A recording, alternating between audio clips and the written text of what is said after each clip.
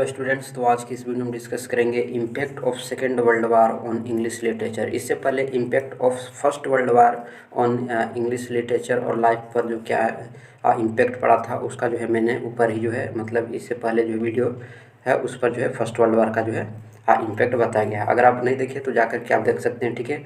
और चैनल पर नए हैं तो चैनल को सब्सक्राइब करना है और वीडियो अच्छा लगता है तो इसको लाइक ज़रूर करना है, ठीक है। और अगर आपको किसी भी नॉवेल्स में दिक्कत होता है, आप पोएम में या शॉर्ट स्टोरी में दिक्कत होता है तो आप कमेंट बॉक्स में बता सकते हैं। इस चैनल पर जो है नोट्स के साथ साथ जो है आपको टेक्स्ट भी जो है लाइन बाय लाइन बताए जाएंगे, ठीक है।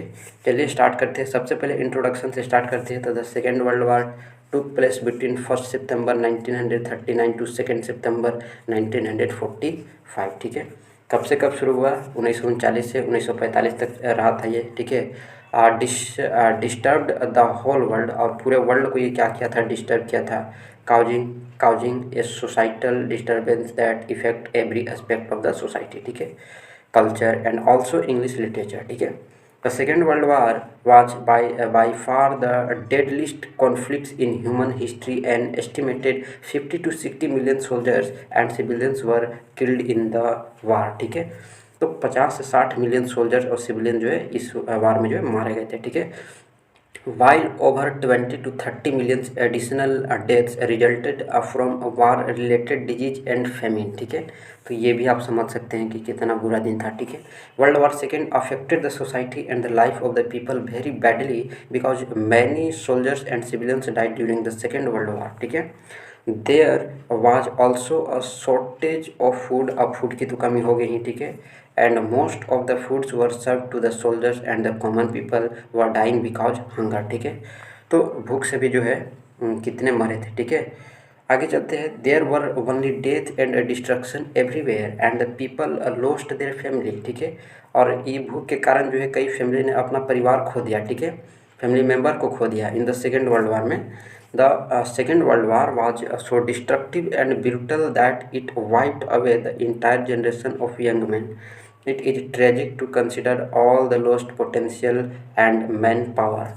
Many writers, artists, doctors, teachers, nurses, and leaders were also died during the Second World War. Although the impact of Second World War was hugely destructive, but it also produced many new development in science, technology, medical science, and also in weapons used in the war, ठीक है। तो ये सभी का use हुआ। So we can say that the effect of the Second World War were still evident decades later, ठीक है। After the Second World War, literature attained a new maturity and reached diversity in each genre, whether it be poetry, prose, fiction, novels, short stories, etc. ठीक है। We also got inspired tales of bravery and self-beliefs after the Second World War. Some of the writers also criticized the war in their works, ठीक है। तो कई सारे जो writers थे वो क्रिटिक्स किए थे, ठीक है ना, व्यंग किए, सटायर किए थे, ठीक है, अपने वर्क्स में। After the Second World War, the people were tired with the loss, pain, suffering, terror, hopelessness, and they just wanted peace and harmony in their life. And for this peace and harmony, the people and writers wanted to go in the lap of the nature, ठीक है। So many writers after the Second World War was also started writing about the nature and its beauty, ठीक है। They were also a desire to renew national prestige and esteem, and this was visible in the works after the World War II, ठीक है। Many writers and poets started to praise their country in their works, ठीक है ना, praise, and they also wrote about their brave soldiers and their love and sacrifice for the country.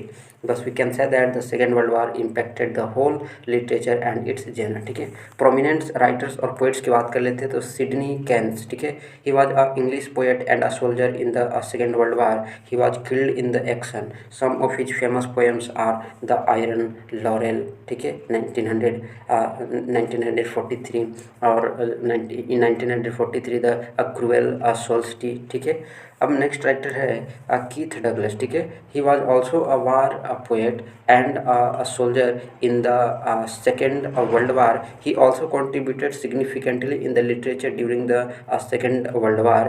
His famous poems are, और इनके कुछ famous poems की line रहे हैं, जैसे simplify me when I am tired, ठीक है, forget me not and deserted flowers, ठीक है।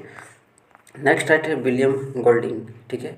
He was a great novelist of the 20th century. Is well known for his novels like lord of the flies, ठीक है, Lord of the flies के लिए जो है ये जाने जाते हैं। जॉर्ज ऑरवेल हो गए, he was one of the most famous English novelist and he wrote many famous novels after the second world war. Some of his collections are, जैसे कि रहे 1984 एंड एनिमल फार्म, ठीक है। उसके बाद ये जो है यहाँ तक ख़त्म होता है, ठीक है। इससे पहले जो है मैंने बताया कि फर्स्ट वर्ल्ड वार का क्या इम्पैक्ट पड़ा था लाइफ और लिटरेचर पर, उसका भी वीडियो अपलोडेड है, ठीक है। वीडियो अच्छा लगा तो लाइक करें और चैनल पर नए हैं तो सब्सक्राइब करें। मिलते हैं नेक्स्ट वीडियो में।